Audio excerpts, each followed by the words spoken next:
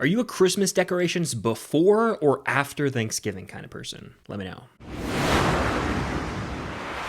What's going on, guys? I'm Chris, and welcome back to another video. So today I've got my review of Red 1, the new Christmas movie starring Chris Evans, Dwayne "The Rock" Johnson, and J.K. Simmons as Santa Claus. Before I give you guys my thoughts on this movie, be sure to hit that like button, comment yours down below, and of course subscribe and hit that notification bell to help me reach my goal of 150,000 subscribers here on the channel. So going into this movie, I heard nothing but awful things. People giving it half-star ratings on Letterboxd, absolutely panning it, and so I had bottom-of-the-barrel expectations, and I walk out saying it really wasn't as disastrous as I thought it was going to be. Now, is that a compliment? I don't know, but it wasn't a dumpster fire. Starting with some of the pros, I thought this movie was totally watchable and somewhat entertaining even. One of its biggest strong suits is the fact that it attempts to try something new with the mythology of Santa and the North Pole. Like, we get into Santa's familial ties at one point, which I thought was a unique twist on a Christmas movie. And then you got Santa's whole operation, and it's like highly militarized in a sense. You've got this high security presence. Everything is like an operation. It reminded me a lot of the movie Arthur Christmas, which growing up was one of my favorites to watch. I remember seeing that in theaters, and same kind of premise where you've got this North Pole that's run like a military base, and The Rock basically plays the main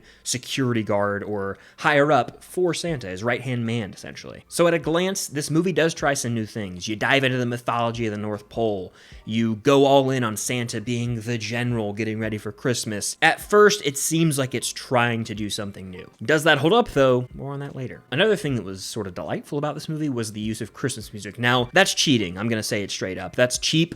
It doesn't really deserve points or recognition for using Christmas music. That's the bare minimum thing you got to do. But just hearing a couple of my favorite holiday hits, on this soundtrack, it got me personally excited for Christmas. I mean, what are we, like a month and a half away, if that? So we're getting closer, and I'm excited, and I can't lie, when I heard some of my favorite jingles, I was like, I'm ready to cuddle up in a blanket, watch my favorite Christmas movies, and have some hot chocolate. I'm ready. And if action's your thing, there are some action sequences in this film as well. How well are they done? They're there, technically. I also have to shout out the waitress from It's Always Sunny in Philadelphia. She made an appearance, and I was like, oh my gosh. But let's get into the cons. We've delayed the inevitable long enough. It's just about as generic and run-of-the-mill as it gets for both a Christmas movie and an action movie. Any way you slice it, you've seen this movie about 100 times before. It doesn't help that none of the actors on screen had any chemistry, like remotely. There were reports that came out a while ago that The Rock was like hell to work with during this movie, and it was a big deal. I don't know the truth or the real extent to those reports, but I read it and I can't get it out of my mind, and I kind of see it when I watch this movie because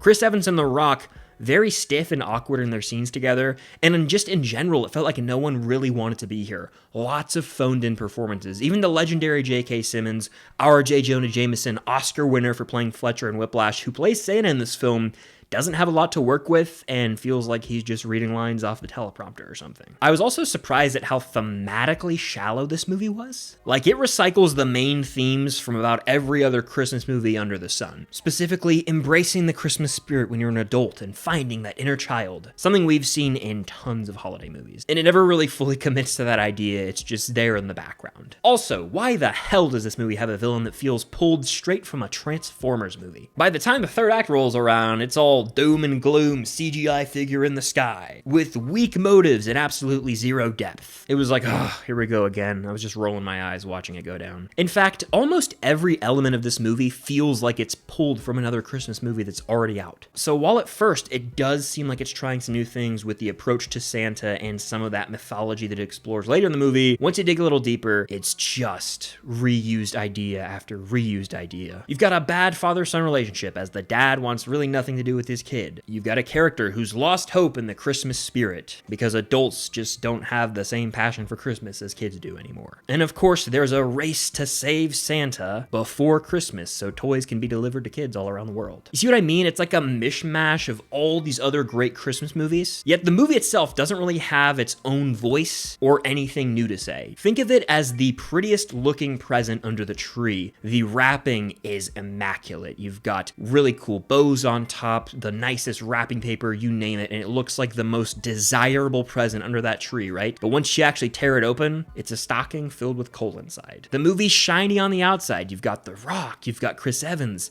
It's a Christmas action film, but there's really no heart with this film. It's recycled ideas we've seen, and it's kind of just a rehash of every other Christmas movie that we've ever gotten. Now, I want to emphasize that it's not like an offensively bad movie. I've seen way worse films in 2024. I wasn't sitting in the theater counting down the seconds until the credits rolled or anything like that, but I did feel that there was a clear lack of passion behind this project. At the end of the day, to me, Red 1 is surface level entertainment at best, and it's the definition of a movie that I'll forget about in a day or two. But those are just my honest thoughts on Red 1. Let me know yours in the comments down below. Are you gonna see this movie or not? Hit that like button, subscribe, and hit that notification bell. And stay tuned for more content coming very soon. Lots of Cobra Kai content right around the corner. But thank you guys as always for watching, and until next time, I'll see you guys later. Merry Christmas to all, and to all a good night. That was terrible.